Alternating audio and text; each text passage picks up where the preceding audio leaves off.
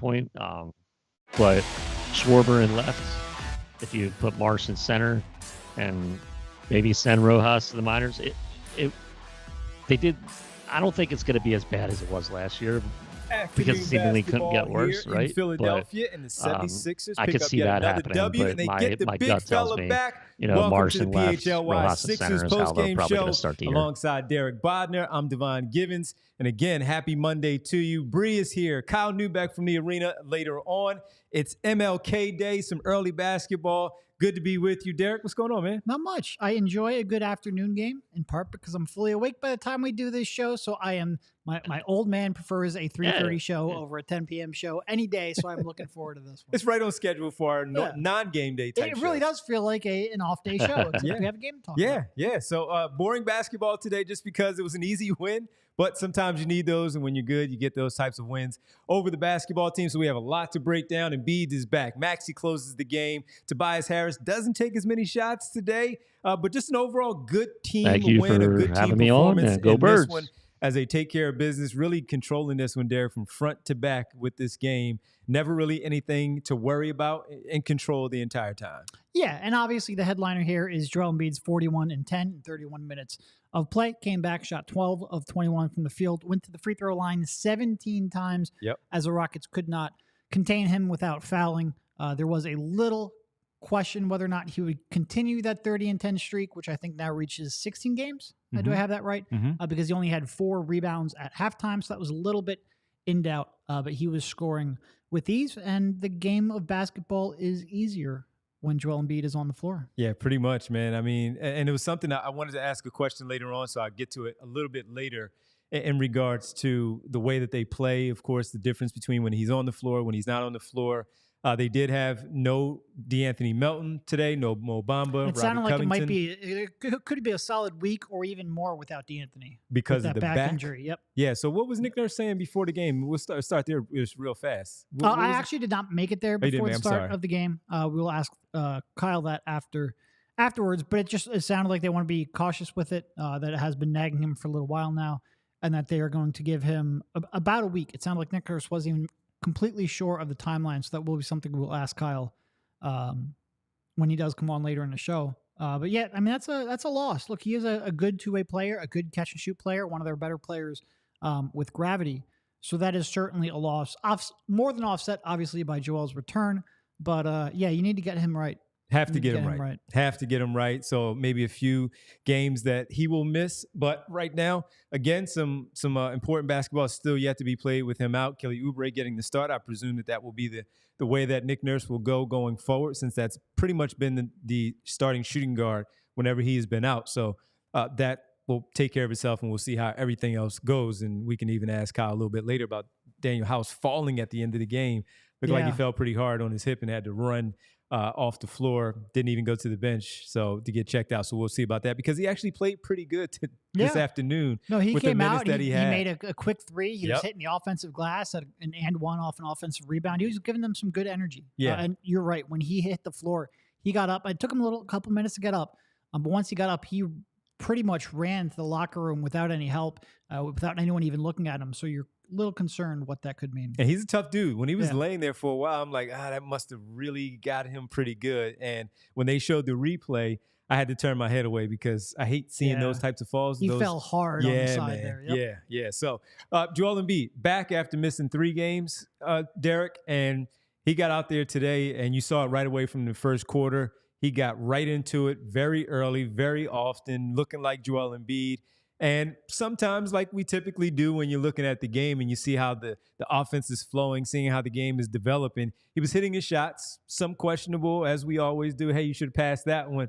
But for the most part, he came right back out. Really no concerns about the knee, about the ankle, anything. Just went out there despite the time missed and looked like Joel Embiid as usual. Yeah, and look, we can sit here and talk about the mid-range jumpers or the foul drawing or any of that stuff, and that was great. And you're right, there were some shots that he might have forced, but there was also, I forget, it might have been to Patrick Beverley. He had that nice, it wasn't behind the back, but he was posting up and sort of like saw Beverley out of the corner of the eye, hit cutting him down. On the baseline. Yeah. He had a real nice pass there. But I thought the key to me was he just came out, like sometimes when Embiid has this like week and a half layoff, he can come out and look a little sluggish.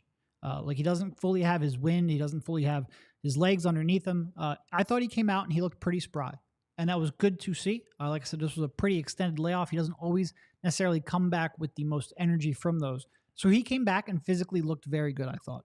I did too. Looked like, again, just running up and down the floor. No fatigue. Still played the entire first quarter. As I look at the box score here quickly, look, he played the entire first quarter. No problem. Got up 6 shots. Got to the free throw line 5 times for a game best at that point, 13. And we talk about the plus minus occasionally, but he was a plus 14 out there on the floor for what he was doing. Also defensively had a blocked shot and just looked, again, I'll repeat myself on this one because he did look like himself. And that's whenever he sits out for this amount of time, you just want to see, how Derek mentioned, how he returns, what he looks like when he's back out there on the floor. And he looked solid. He looked like he was running fine. He looked like he was rotating fine. He looked like he was jumping fine. And he wasn't really hesitant with his offensive production on the other end of the floor, whether it was putting the ball on the floor to get to the basket, shooting the mid-range jumper, which is a layup, or drawing and baiting those players into fouls. So he looked very, very comfortable out there. The offense they still posted 33 points in the first quarter, largely due to what he was doing, the attention that he was drawing from the opposing defense. So he was fine tonight. Again, questioning a couple of things here and there when you play as many minutes as he does. And when we know how he plays, we're always going to do that. But the most important thing is that he got through it unscathed. He was out there. He even came back in the fourth quarter to start the fourth quarter because they were already up big. And Nick Nurse, as Bree and I were talking about it, they were just trying to give the knockout punch to get him over with so he can, instead of resting the first 5 minutes of the first quarter, to rest the final 7 minutes of the fourth quarter so he can get ready for the game tomorrow against the Denver Nuggets. And that really was like, look, they were in control of this game for almost all of it. Like, it was tied. I think Houston had a brief lead there midway through the first. The Sixers ended on a pretty big run. What was it, about 11? They cut it to 13 in the fourth, I think. Yeah, well, that's what I was going to say. After the Sixers basically built that lead there late in the first quarter, they maintained that really right up until Embiid picked up his 5th foul with what I want to say like 3 or 4 minutes left in the third quarter.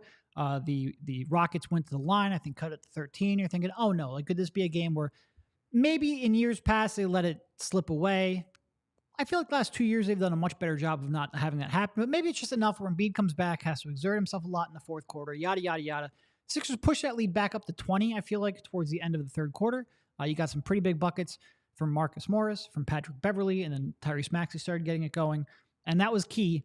But then you're right. You bring Joel Embiid back. You push that lead back up to like 27 or 28. I forget what the exact high water mark is. Able to get Embiid, first of all, his 10th rebound. So the 30 and 10 streak stays alive. That was a floorboard that he chased. Absolutely. Started a mini fast break there just because he wanted to make sure he controlled that one.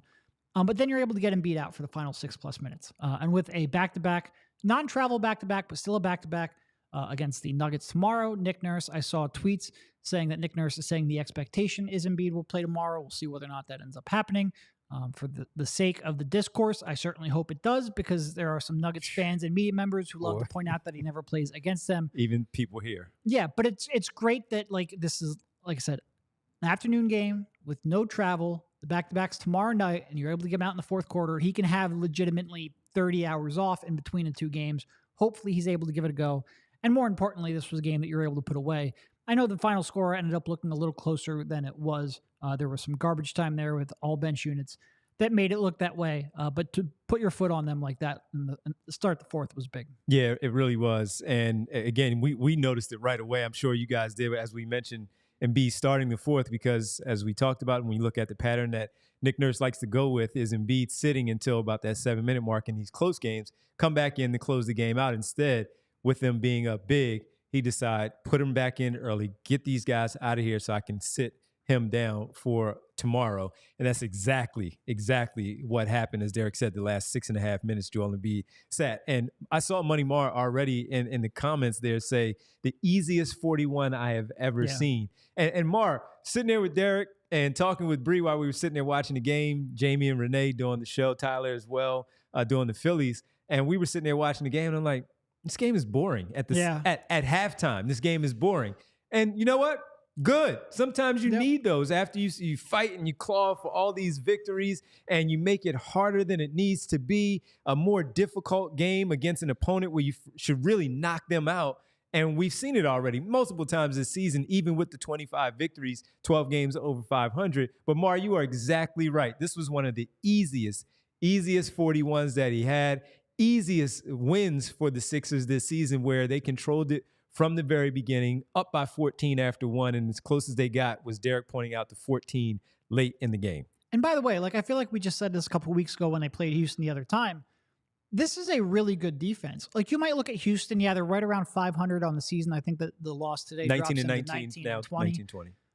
That's the reason that they're not playing better, is mostly because of their offense. They have the 6th ranked defense in the league, and we're 39 games into the season now. That's a real legitimate number. The Sixers right now have the 5th ranked defense at 112.2 points allowed per 100 possessions.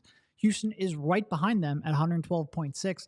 That is a very now look, I think this is a defense and a roster that struggles to match up with Embiid. Mm-hmm. So you get that it would be easy because of that. But that was a 6th ranked defense that came in, threw a lot of junk defense at him, threw a lot of pressure at him, really sent their wings to dig down and try to make his life difficult. And I thought he handled it pretty well. And certainly he scored with these. I don't think he really made that many mistakes.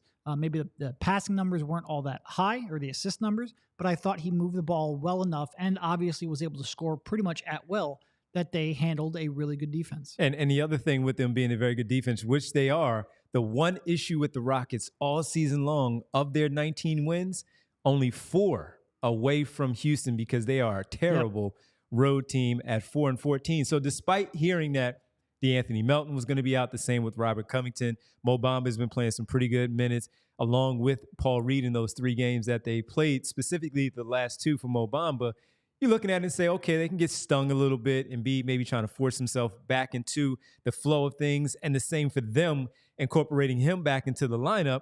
But no, it was seamless coming back. And then it also helps because this team is a bad team on the road, and you want to make sure that they feel the exact same way that they have felt all season long, where they may be a little tight because they know how they play on the road against a good basketball team, and they might try to force things a little bit. So they did not do that. Sixers did a phenomenal job of getting Embiid involved early. He got his teammates involved. He wasn't hogging the basketball where it was a black hole and they were just standing around. No, they were involved. He had a good start to it, and they did exactly what they did by putting their foot on the gas and never really letting up until late, when Embiid was trying to get to that 30. He saw the 40 was in his sights, and the 10th rebound as well, and he shot a 3-pointer. He shot a couple of bad mid-range jumpers trying to get to that number, where I thought, all right, Maxey hit a couple of buckets. He got to his 23. Okay, cool. Get Tobias a couple of shots, because you know he's going to come out also. But Embiid was really going for it. But look, 22-6, as Ash says in the comments, when Joel Embiid plays, like, that's a really good point. Yeah. And like, I feel like it's something we gloss over, in part because maybe he missed a couple games here. He missed a decent chunk of games, and that will start being brought up when we talk about All-Star later on in the month, and MVP later on all in the year. NBA, all that stuff. I mean, he's how many games did he miss now? 10? Yeah. So he's getting close to that 15-game mark. What is he at? 9? He has to 9. Yeah. I think somewhere in that range. But when he has been healthy, it's so weird, because if he's out, all of a sudden everything just becomes a little bit more different. Like, everyone just feels like they're slightly up a roll beyond their capabilities. But when he's there, this has been a really good, really consistent team, has beaten some quality opponents. Now there's, I feel like there's a couple of his games missed have come against teams that you would like to benchmark them against, but they have handled pretty much everything that the league has thrown at him. I really hope he can play tomorrow. I hope for 2 reasons. He has to play tomorrow. I want to see how his knee reacts and how his mobility reacts. And also, I just don't want to talk about that nonsense. And shame, like, I really do.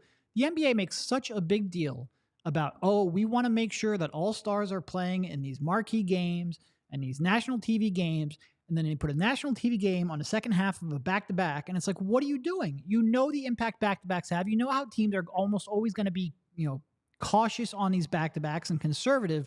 Why are you putting the top 2 vote getters in MVP for the last 4 years?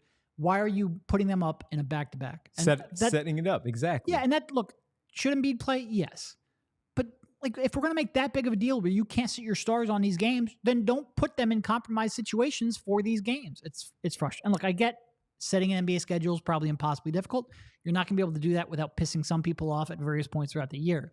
But when you're talking about the top 2 vote getters in MVP 4 years running, and by the way, probably the top 2 vote getters now, if they both play enough games, shame on the NBA. Yeah, absolutely. Yams, we'll get to that point in just a second. Do want to shout out really fast DJ Flirt with a P. DJ Flirt from Germany. Shout out from Germany. We appreciate you checking in, DJ Flirt. Hope you enjoyed the game. Hope you stick with us throughout this whole conversation all the way till the end. Before we get to a question, I have to ask Derek about the 22-6, as Ash brought it up, 22-6 when Embiid plays. Want to talk, even though the record says one thing, I have a question for Derek and, of course, all of you watching on YouTube and in the chat. But first, it's an early afternoon game, so, we need some lunch while we're in here, especially if we're going to hang out at the party, the watch party a little bit later, get some grub while we're there. But while we're here, Bagels & Co., that would be perfect for right now. I could go for a nice Brooklyn-style bagel made, though, right here in Philly with love in Philadelphia. Huge bagels, biggest bagels in Philly. And again, that's why it's the Brooklyn, New Jersey style that we talk about. Large variety. Usually have 15 to 20 different types that you can choose from daily. Largest cream cheese variety, 30 different flavors of cream cheese as you just spread it all over your bagel.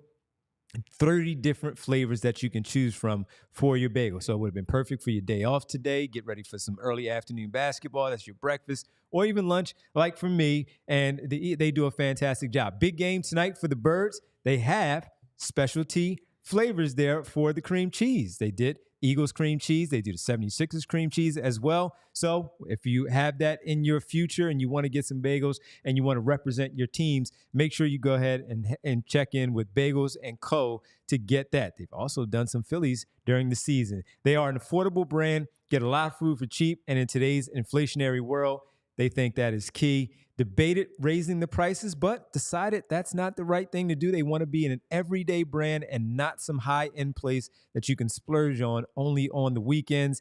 Artisan or mom and pop, we have mom and pop feel, but catered to the everyday individual. A lot of the customers are repeat, so you love to see that. Really good coffee to go with it, and it's not $7 like Starbucks. Why go to Dunkin' Donuts and get a subpar product when you can go to Bagels & Co. and get a more premium product at the same price point? For the best Brooklyn-style bagel made right here in Philadelphia, head to www.thebagelsandco.com. Check it out for the store locator to find the closest Bagels & Co. near you. Also want to tell you about Factor meal kits. Get started on your resolutions with Factor so you're ready for the new year. Factor's ready-to-eat meal delivery takes the stress out of meal planning and sets you up for success in the new year. Skip the grocery stores, prep work, and cooking fatigue. Instead, get chef-crafted, dietitian-approved meals delivered right to your door. With over 35 meals to choose from per week, including options like keto, calorie smart, vegan, and veggie, and more, plus over 55 weekly add-ons, you'll have a ton of nutritious and flavorful options to kickstart your resolutions. Skip the overpriced takeout trap. I've fallen in this, especially at this time of year. I'm real bad at this. Heading out the door on the way to a game, way to the studio. Don't have time to cook. I make all kinds of excuses to eat like garbage. Factor is cheaper and way more delicious than takeout. Get chef-crafted, restaurant-quality meals delivered right to your door. They're ready to heat and eat in just 2 minutes, which means more time for you. When things get hectic, Factor is flexible. Change your order up every week with plans from 4 to 18 meals per week, or pause or reschedule your deliveries anytime. Factor has everything I need for a week of flavorful, nutritious eats. In addition to ready-to-eat meals, they have cold-pressed juices, smoothies, energy bites, extra protein, veggie sides, and more to keep me energized during frantic times. Head to factormeals.com/Sixers50 and use code Sixers50 to get 50% off. That's code Sixers50 at factormeals.com/Sixers50 to get 50% off. All right, and we also want to tell you about our great merchandise that you can get from PHLYLocker.com, where you can go and grab a new hoodie.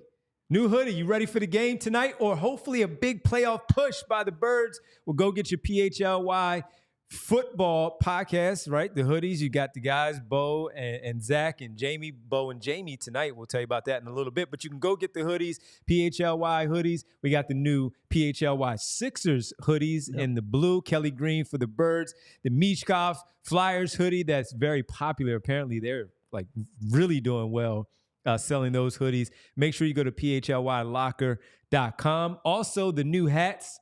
I left the hat back there on the couch, so I don't have it to show. But we have a graphic for you to show those hats. The PHLY dad hat, which is what I have. The trucker hat, Derek has that one. And the flat brim also available. Kyle has the golf hat, I believe, the white one. I will have all 4 of them when I get my shipment in. No doubt. And when I get my shipment, I'll have the blue hoodie. Very impatient with my hats. I've got enough hoodies, but I would like a few more. I love when we order things and we're like, it's not here yet. Where is it? Even though I just ordered, where is it? And we have to be patient and get them. But you can get them, PHLYlocker.com. Make sure you take care of yourself, your family, loved ones coming up for Valentine's Day. The ladies, if you want to get it for your significant other, or vice versa, where, the guys, the girls, they love it. Ladies love it. Go get your stuff there, PHLYlocker.com, and represent. All right. Embiid, 22-6. Ash set it up perfectly, 22-6 when they're in the lineup. Sixers have a 25-13 record right now.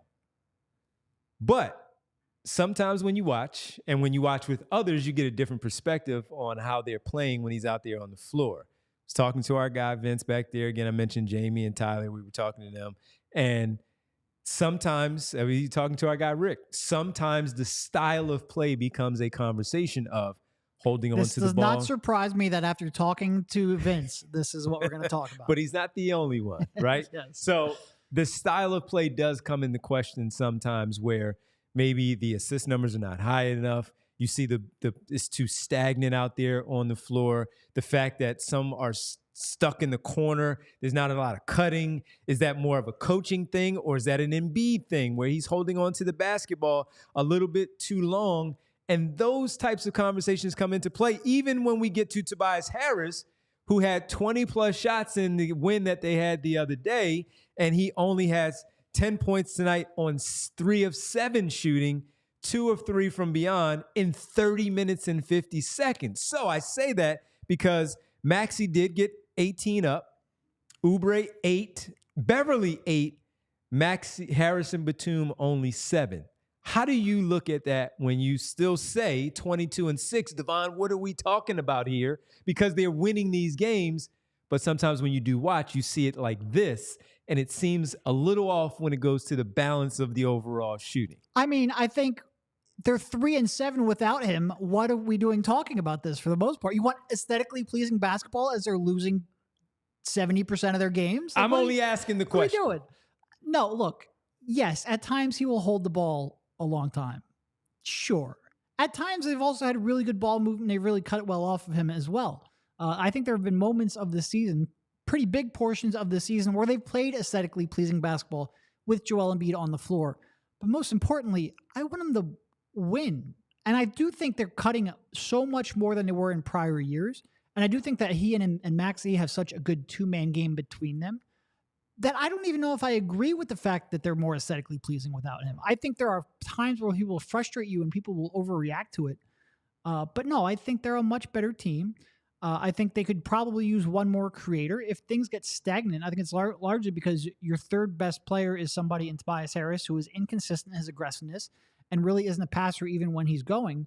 I think they could upgrade that spot or add an additional piece to it. Maybe somebody like one of the Bogdanovicis who have real good off-ball movement and can play off of Embiid. I think for the most part, Embiid has embraced a different style of play. I think that is mostly still true. He will have moments where he lapses into ISO Joe, sure. But for the most part, no, I don't. I don't worry about that too much. I worry about the fact that they don't have enough creators and decision makers. And that's where you miss offense. Melton maybe today. Yeah. But I don't really worry too much about like Joe dominating the ball. Yeah, so because I do think he's willing to like defer to Maxey quite a bit, and even like and that's what we talk about the trust, where he gets into a place watching him for all these seasons, and I think you agree with me, and maybe you don't. And that would be a whole conversation in and of itself. But when he trusts you, he trusts you. He will still defer to himself, right? Because he trusts himself more than he trusts anyone else. But if he trusts you, he will absolutely defer to you and allow you to cook if you are doing so, like Maxey does. Like when Tobias was going off for that 33 in that one game where he kept giving him the basketball. And even in game with a guy like those two, if it doesn't work out and he says, okay, these guys don't have it, I trust me to get it done, I'm going to go and do it. But yes, I like how they play when he's not on the floor because the ball is snapping around and it's moving and it's fast paced and all. I agree. I like that. I think that can be done when he's on the floor too. Why? Because I have seen it done when he's been on the floor where the ball is moving and snapping. He has to get it out a little bit quicker to allow that to happen within a 24-second construct there for the shot clock. He has to be a part of that and believe that it's going to work out in that way. I agree with you, but for the most part, I think it's overblown quite often, but he certainly does. And he even said it at the beginning of the season. I like playing this way. Whether you believe him or not, I think the numbers show his assist numbers have been up while they have dropped from the beginning of the season. As I was talking to Vince about, the numbers have dropped from about 7 to somewhere in that 5 area. He's at 6. He's at 6, right there in that 6 area. It only dropped by 1 assist. So he's still moving the ball. He's still passing. And that dribble handoff, it works off. Sometimes he expects the ball back a little bit too much. But I like the fact that they don't defer to him and they just keep going and they attack the basket. Maxey does it. We've seen it more from Tobias Harris over the last week and a half. And I would like to see that even a little bit more. Sometimes even Pat Beverly does it sometimes. I'm like, yeah, Pat, keep going. You don't always have to just drop the ball back to Embiid on a pick and pop where the lane is wide open and you have a clear pathway to get to the basket. I like watching him when he's off the floor, but I like watching them more when he's only on the bench because he needs his breather and not because he's missing the game and they play a certain way when he's not out there. Yeah, and look, I bet you there will be times where Phoenix fans will be like, they don't move the ball enough. There's too much isolation. Certainly Boston fans over the years have had times where, there's too much isolation, not enough ball movement, not enough getting all the way to the rim, which is something that I think is a frequent. Too many three-pointers is certainly something that they complain about. I think when you have stars like this, you tend to entrust in them a lot. And I do agree that Embiid go through periods where maybe the mentality isn't always there. But I think with the talent that they have, like I said, I do think they're cutting more. I do think the two-man game between Embiid and Maxey has developed and grown. I think their two main focal points fit. I think the main problem with this team isn't necessarily Embiid's mindset. It's the fact that they just need a better third option or even a fourth option if you end up keeping Tobias. I think they just, like I said, I have 3 if you count Batum, who I really trust to make decisions with the ball right now. I need that number to be higher to really feel confident about them in the playoffs. Because even when Melton is on the floor, as much as you do need him out there on the floor for that very reason, there are those times where the trust can go away during a game like you just talked about. You absolutely trust Embiid and Maxey, even with the warts, but the others then, Batum also. And he even had some issues that last week where we were like, whoa, against Atlanta. Oh, yeah. Nick, what are you doing with those entry passes, those over-the-top passes? But for the most part, those are 2 that you absolutely trust, even with the mistakes. Everyone else, there are those questions. So even as we say that and we approach the trade deadline in February 9th, I believe it is, 8th. That's something that they will address by then, less than a month away from that. But for right now, those are the 2 that you absolutely have. And Ash jumps in with a super chat to add to the conversation. One thing we can all agree on, there needs to be motion and movement to beat elite defenses in the playoffs. Devon, you were right.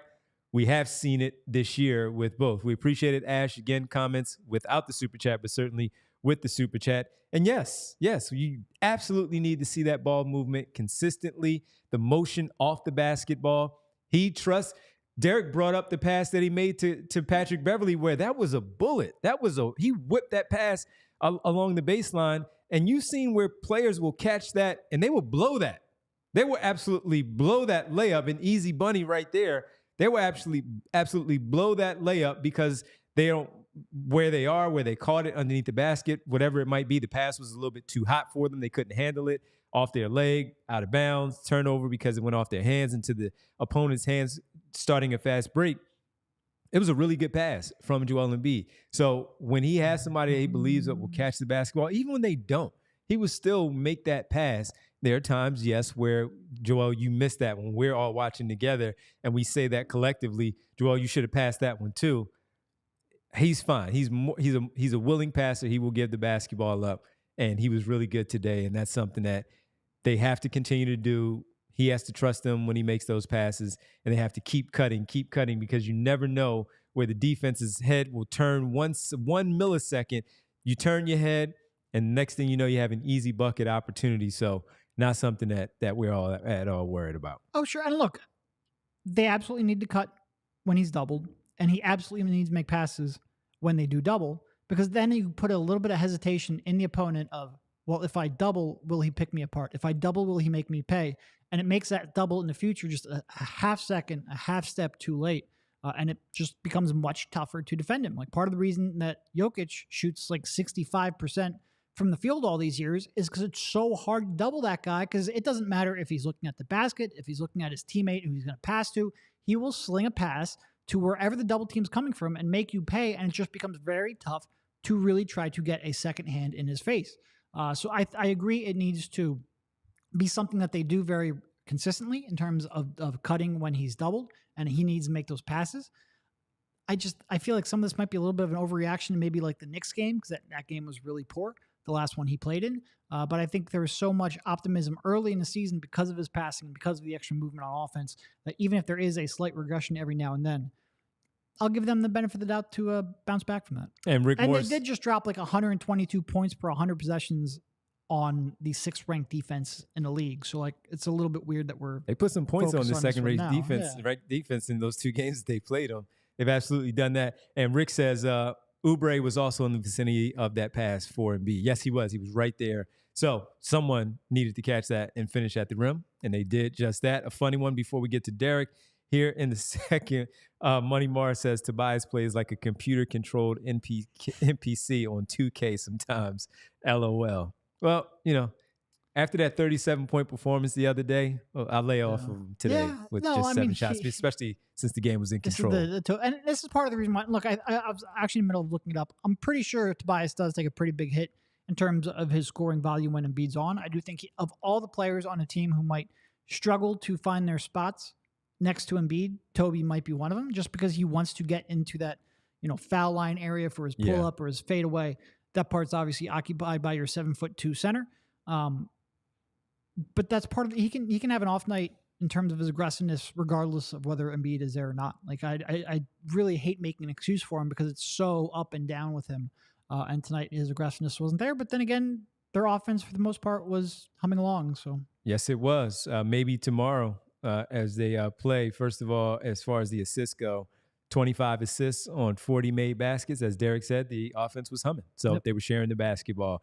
And if you could not make it to this afternoon's game in South Philadelphia, you have another opportunity tomorrow against an even bigger opponent, a huge matchup, nationally televised. You don't want to watch it on TV? Well, you need to be in the arena and make sure you catch up with Philadelphia hosting Denver, a marquee matchup. And if you need to be in the building last minute, Game Time is the place for you. Buying tickets to your favorite events shouldn't be stressful at all. Game Time is the fast and easy way to buy those tickets for all the sports, music, comedy, and theater events nearest you. With killer deals on last-minute tickets and their best price guarantee, you can stop stressing over the tickets and start getting hyped for all the fun that you'll have.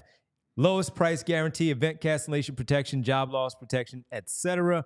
Images of the seat views that you will have in the arena, flash deals on those last-minute tickets. So if you're not sure if you can get there in time, but then things change at the last minute, Game Time is the place for you. Easy to find and buy those tickets for every kind of event in your area. So forget about planning months in advance. Game Time has deals on tickets right up to the day of the event.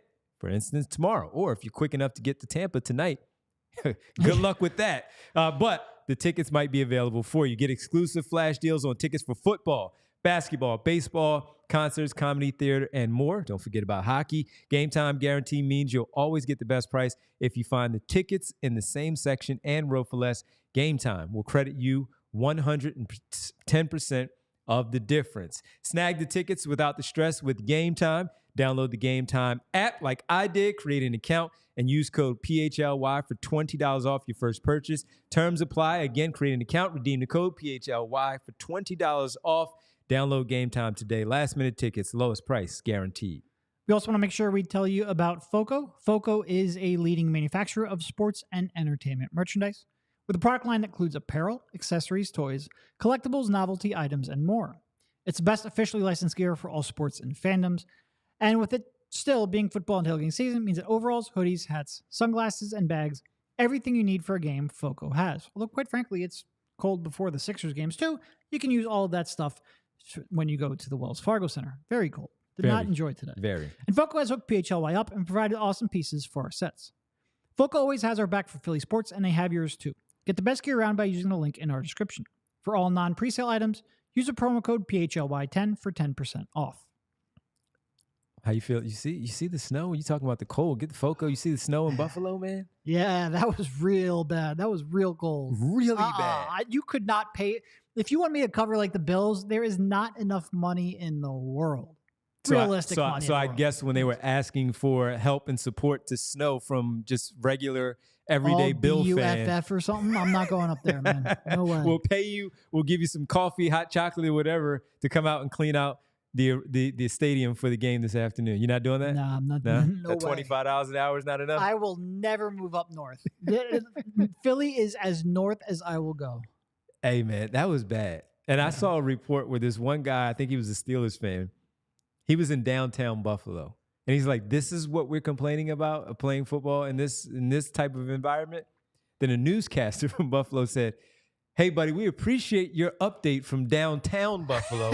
We're in Orchard Park where they play, and you can't even see the stadium directly in front of you. Yep. It's outrageous. Yeah. Outrageous. So good luck to them. Low scoring game, I'm guessing. I'm looking at little flurries out here, and I'm kind of pissed off. Ticked off. Daniel says on the chat, is it too harsh to say Tobias is the forward version of D'Lo? Man, yes, it is harsh. I wish D'Lo would drive me nuts because insane. He has no, like, he will launch a three whenever he darn well feels like it and throw a stupid pass every now and then. Yeah. I wish Tobias would take a few more risks, man. Yeah. So that's harsh, Dan. It's harsh, but I kind of wish. I don't really wish that he had D'Lo's mentality because I think that would annoy me too. But I wish he had 10% more of D'Lo's mentality. Okay. Just not here. No D'Lo here. Yeah, we don't need that. The best he ever was in Brooklyn under Kenny Atkinson, where he had him playing his best. You say that about a lot of people. All-star level basketball. Yeah, big mistake there. I was talking to someone earlier about that whole thing with Kenny Atkinson and Brooklyn and the path that they were on. Turns out maybe the head coach with no experience wasn't the way to go. Maybe not. But as Kyrie said, they can pretty much just coach themselves. It's coached by committee, so how could that not work out? They did that pretty well, and that's why they are no longer there. Tyrese Maxey, he was 3 for 10 in the first half, only 9 points. Did not look good. Thought it was going to be one of those tough Maxey games. Turned it up in the second half, specifically in the fourth quarter during that stretch to really push as it got to 13, he was a big part of why it extended back to the 20s, and it gave everybody the comfortability, not only watching, but also in the arena, to allow them to win comfortably, to allow him to get to that 27-point total that he had with 7 assists, 2 turnovers in 35-plus minutes. Struggled. We've seen it before where he struggled, Derek, early, but turned it up in the second half, and that's where we would talk about, hey, can you trust him in the postseason? While we're not there yet, this is the type of game that gives you that comfortability of feeling how he is going to be later on, struggling early, but figuring it out and turning it up later. Yeah. And one quick note about our previous conversation. I looked it up. Tobias Harris averages 27 points per 100 with Embiid on the bench, 22 with him on the floor. It actually wasn't as big of a drop as I was expecting. That's still a decent volume of scoring with Embiid on the floor, which I think kind of goes back to my point of he can disappear regardless of the lineup construction. And obviously he is way more efficient. 64% true shooting when sharing the floor with Embiid compared to 57% when Embiid's off the floor. So that drop-off is not as drastic as I was expecting. Going back to Tyrese, you mentioned that he would turn it on in the second half earlier in the year. And I really thought like through the first 20 games, that was one of the real storylines of the season. The way he would come out against tough defenses, maybe struggle or just not have it fully going, figure it out, and then really put teams away. And today was certainly one where, look, I don't necessarily want to say he figured all that much out because I think for the most part it was that his shot went in. And, he really struggled, I thought, inside the arc. Maybe had some foul calls that he didn't get. Seems like it's been happening pretty often recently. But he just drained 3 after 3 after 3 and step back. Didn't get to the free throw line a couple times, made one tough layup.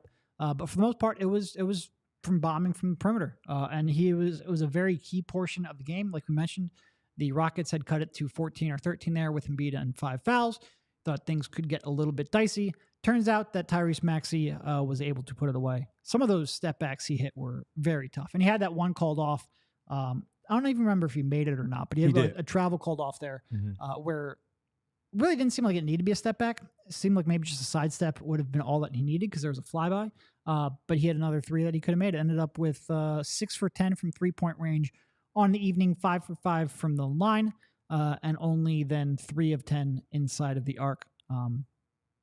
But look, I love when I see him take 10 threes. Yeah. Even if he would have gone 2 for 10, I like him taking those. And threes. even as he was 3 for 10, as we alluded to for the first half, those 3 were made 3-pointers. Yep. Yeah. And again, we've seen it where he's not getting the whistle that he believes that he's deserving of. I'm getting frustrated at times. In the moment, in previous years, I don't think he really showed all that much Derek, frustration. this is like the last 2 weeks. Yeah. Yeah. When he's complained about him, and you could see it visibly frustrating him where he's now the one, when we talk about palms up, and was like, all right, settle down, everybody. He's now a lot of that palm up. I'm not getting it. And probably deservingly so, where he feels like, yo, you should get that whistle.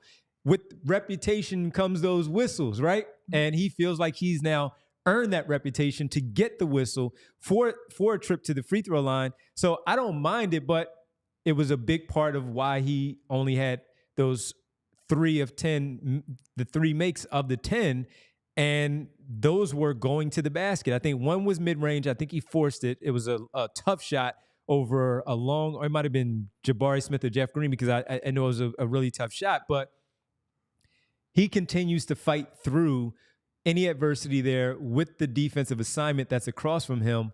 And then whatever they figure out in the second half, whatever at halftime, and they discuss it going into the second half, he starts to turn it up. He was 5 for 8 in the second half. He had 18 points. He hit the tough 3-pointers that Derek is talking about and getting to the free throw line. I actually think there were a couple of technicals that he got to the free throw line, and he was the one to get to the free throw line and knock down those free throws. And I believe that they also helped him settle down a little bit. Yes, the 3-pointers going in, but getting those easy buckets, getting those, seeing the ball go through the net, that also helped him and finish things up. So a really good performance with him to be able to do that. Money Mar brought up a little bit earlier as we talk about the balance that was there today. Despite only having a few double-figure scores, Derek, everybody we mentioned Daniel House early. He played well. Marcus Morris had a decent showing today. Patrick Beverly. Yeah, and I feel like we talked about Beverly early because he was key in that late third quarter stretch, but he really was fantastic. And Kyle and I were talking about it on Press Pro while I was at the game. After he started off the season, I think shooting like 1 for 22 from 3 or something incredible like that. Just didn't look like he had the legs to get it to the hoop. Ever since then, he has been great. Speaking of the devil, I think we have Kyle here ready to go. Yeah. Yeah. And look, but as we bring in Kyle and we talk about Patrick Beverly and how well he is playing, like the nice backdrop there. Looks very professional. Very professional there. Yeah, I mean, free advertising for Penn Medicine. So, but it is a podium game for they can jump podium in game for PHLY. So there you go. We are in a different locale than normal. I've been rearranged by Sixers PR. So for now, this is the plan for where we will do our post-show stuff. What's up, fellas? All right, we will just start this off with the Kyle Neubeck injury update because it already came up earlier, especially with DeAnthony and the uncertainty there. What do you got on the guys who are out? Yeah, so DeAnthony sounds like that's going to be at least a week, according to Nick Nurse.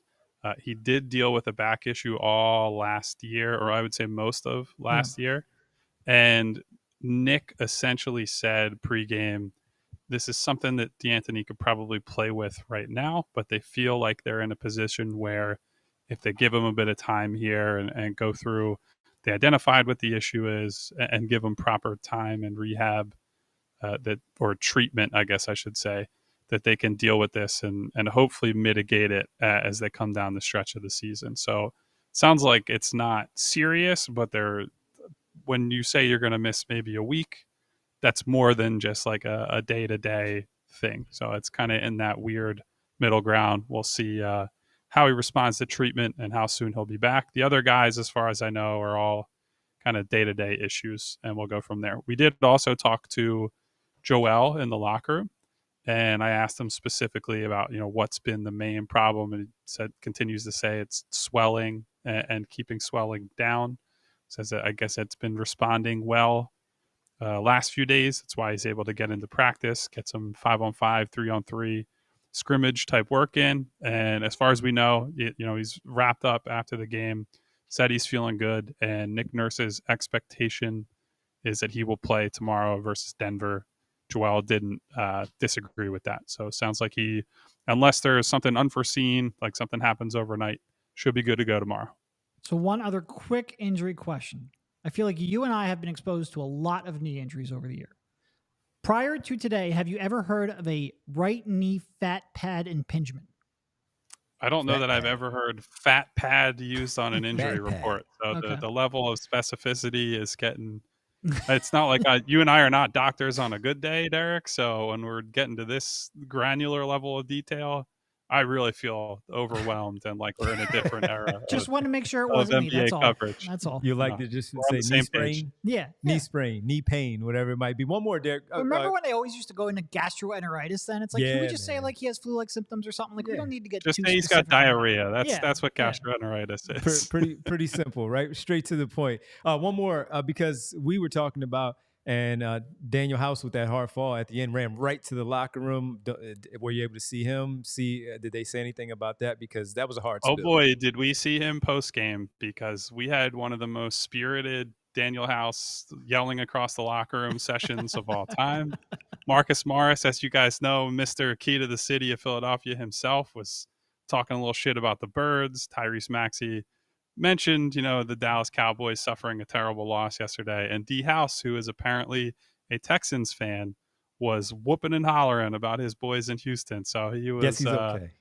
He was really enjoying it. Seems like he's all right. He's a tough guy. So it seems to be okay. Embiid, Kyle, we said it as we were coming in. A lot of people said it in the chat.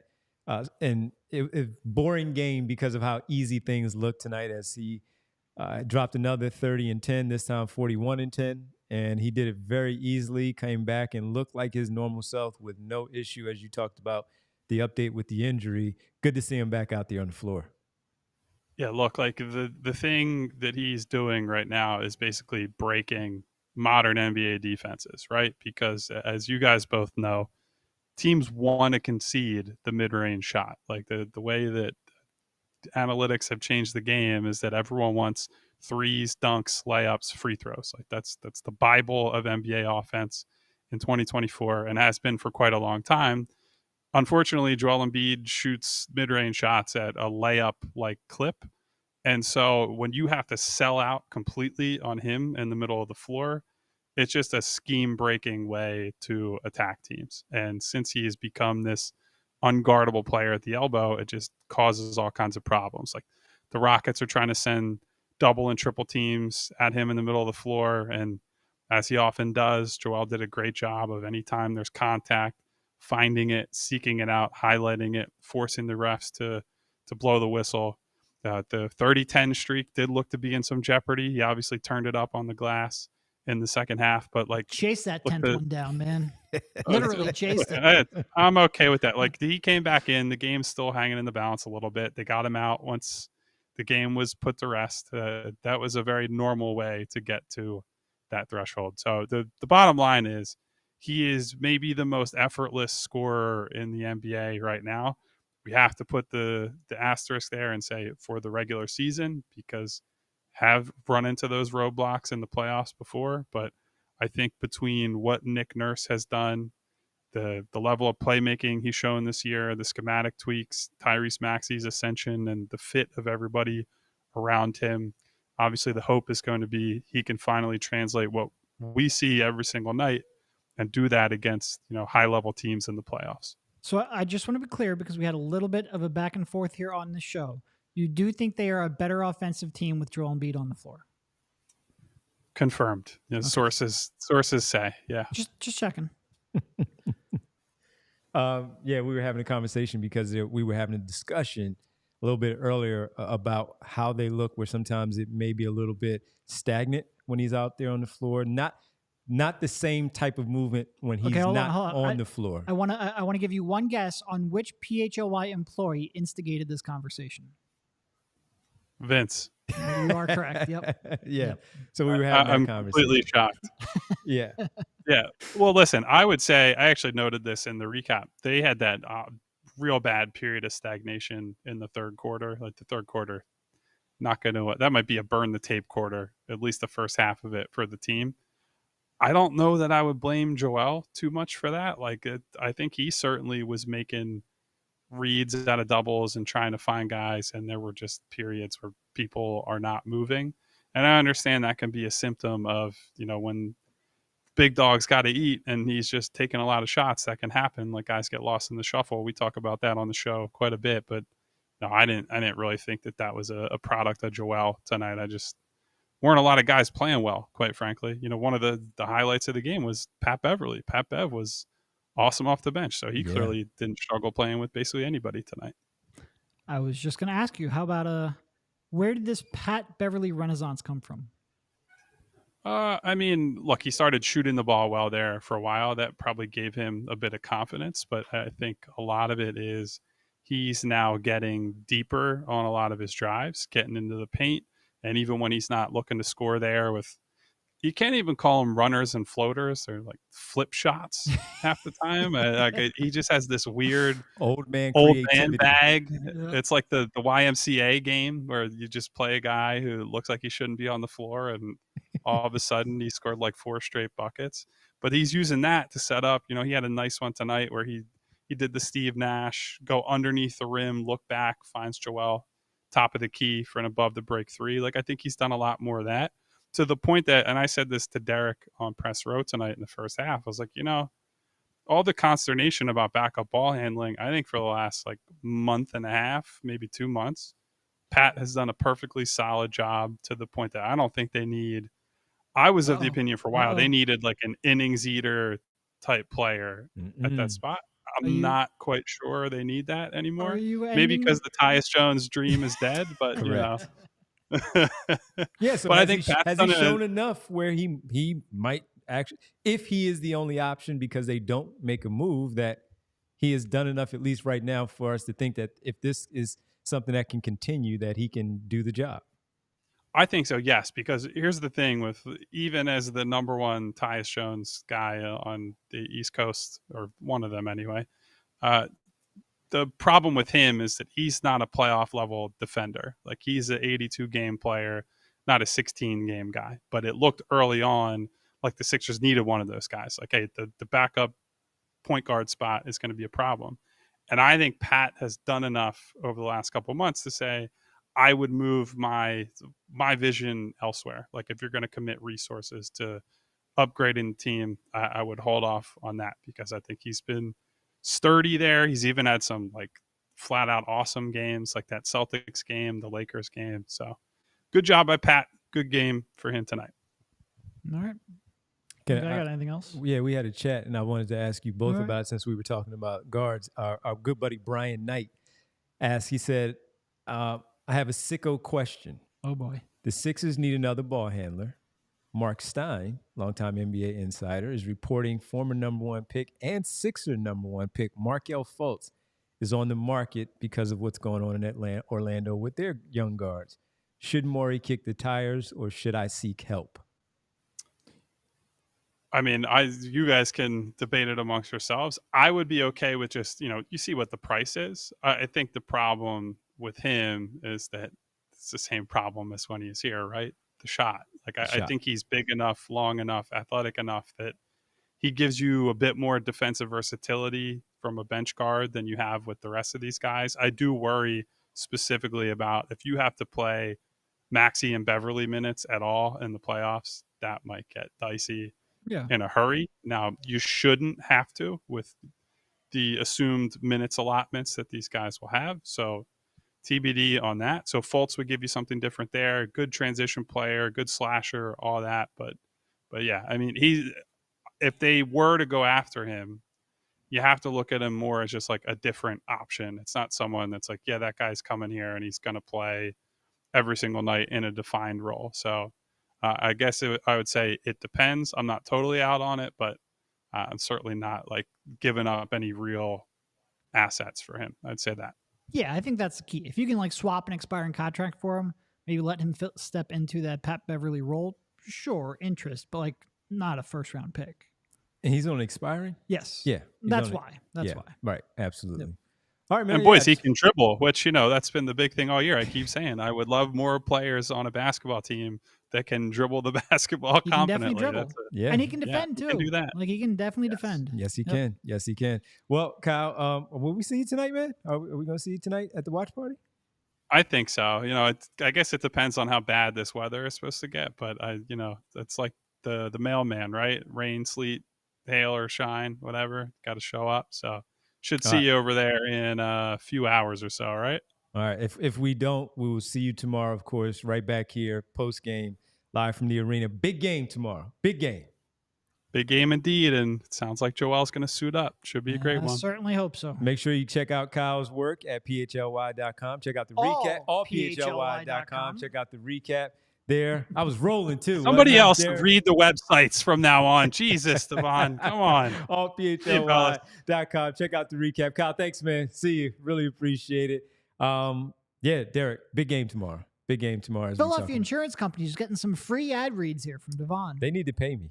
They do. They need to pay me. And I'll share it with you guys just because I keep making that mistake. All PHLY.com. Check out Kyle's recap for the game. Just kind of looking ahead. Denver, and if Embiid plays, this is why they set this up as a nationally televised game.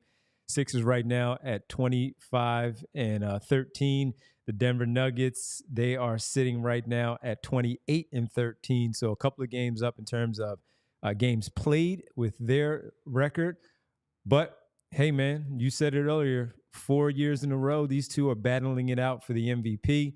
We would have liked to have seen them match up in the NBA Finals a season ago. The Sixers did not cooperate.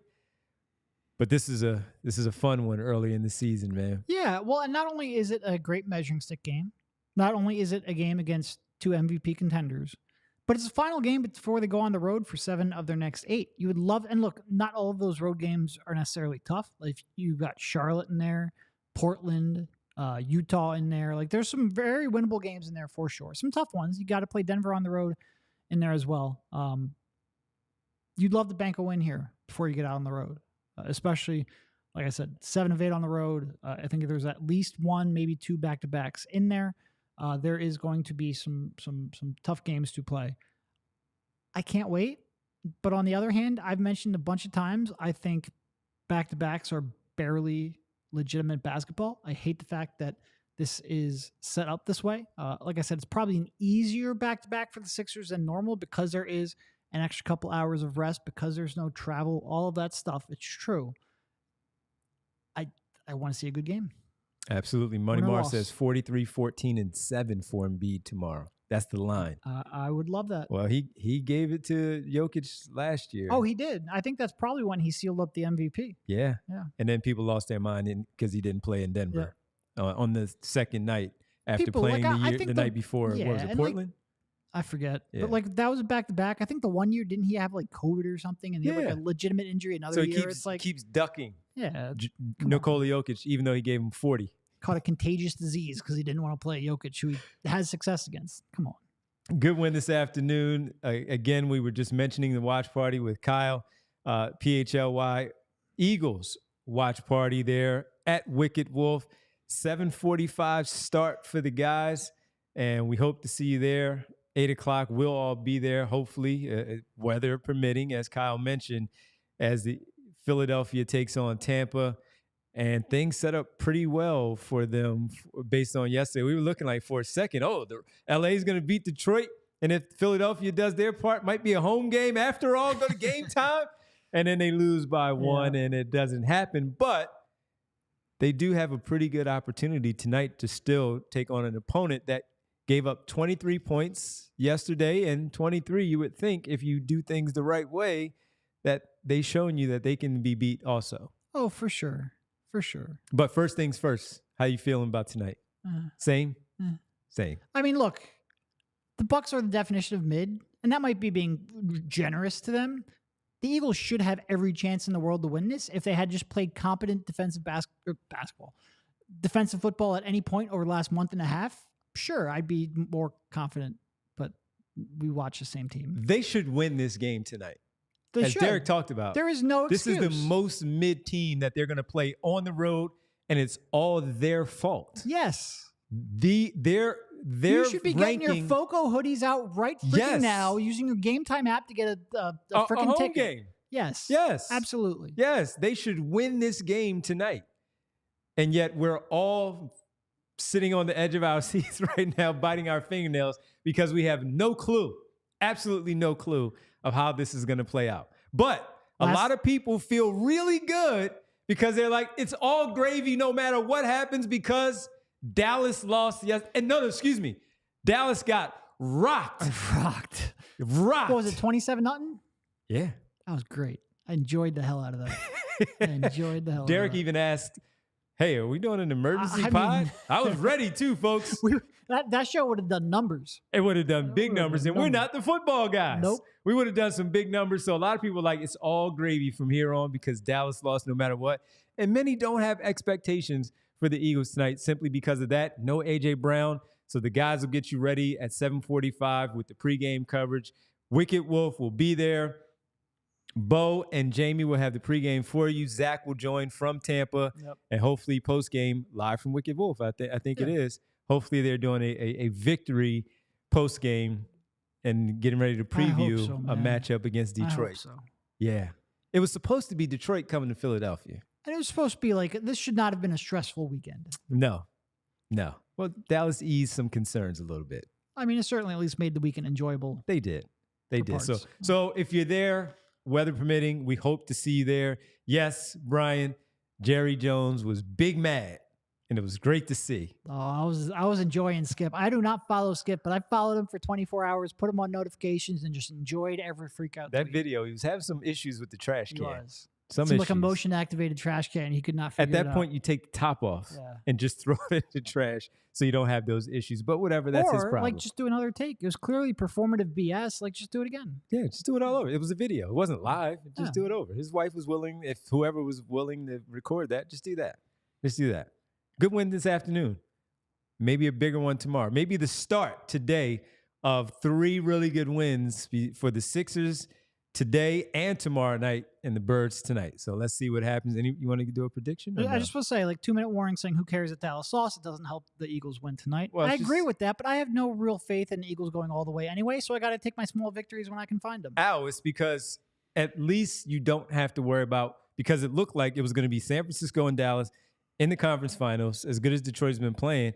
Now you don't have to worry about Dallas winning the Super Bowl because they can't now. And the only thing that would have made the Eagles collapse over the last 6 weeks of the season worse was Dallas having a long run. Not San Francisco, Dallas. That's not going to make this better or good. It's just there's no more chance of it being worse. Yes. And I'll take that. Absolutely. Small wins. Big win this afternoon for the Sixers. Hopefully a big win for the Birds tonight. And then an even bigger one for the Sixers tomorrow against Denver. We'll get there when we get there. I want to say some things to the folks as we get on out of here. Let's say thank you to a lot of folks. I want to say, first of all, who were the super chats that we had here? Ash. Appreciate Ash. Regular listener. Always here. Always here. Also, Brian Knight, Rick, Money Mar, 2-minute warning. Brian and Rick were just sitting here arguing about that. They were. Rick was there, as you said. We had MBD. MBD. That's where we leave it. Weebay.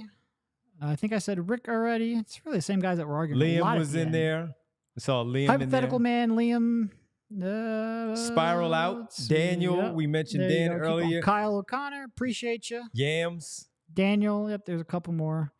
I usually take notes of names as the show is going on so that we don't always... But we were rolling. Yeah, we were rolling. You just don't want to always give priority to people who comment late. You want to get the people at the beginning. So Sixers London. I forgot to do that, so I apologize for that. But we appreciate each and every one of you who stopped in the live chat. Yeah, we really appreciate everybody, Randy, and our people Kafka Yams. I remember he was in there. Yeah, absolutely. So we appreciate everybody. And what do they have to do, Derek, to make sure they like and subscribe? You got to hit the bell icon. You got to do what? Hit the bell icon. Oh, there we go. We got the bell in here today. I didn't even know you had that. We were talking about that the other day. So we now have the bell. Yeah. So go subscribe to PHLY Sports YouTube channel. Hit the bell icon so you get notifications when we go live. We'd appreciate you stopping and chatting, saying hi. Read Kyle's recap at allphly.com. Go get the merchandise at PHLY. locker.com. You had me worried there for a second, but you nailed it, buddy. I nailed it. Thank you. The Sixers got it done this afternoon. Hopefully the Birds get it done tonight. Make sure we see you at Wicked Wolf at 7:45. If you can't make it, make sure you log on to PHLY Sports on Whenever YouTube. you start talking about websites, Bree's got to like pop up with like maybe the URLs on the big screen. Get it there so I can read it screw perfectly. It up again. Yes, but make sure you tune in and watch the pregame show with Bo and Jamie and also Zach live from Tampa. This was fun, man. They made it easy. This was easy. Yeah. For Derek and Kyle, I'm Devon. Bree as well. Everybody have a great rest of your day. Thanks for hanging out with us. We'll talk to you tomorrow following Sixers Nuggets at our normal time. That's in the evening. Derek won't be cranky, though. It's all good. He'll be fine. He'll be fine. No promises. We'll talk to you tomorrow. Thanks, everybody. We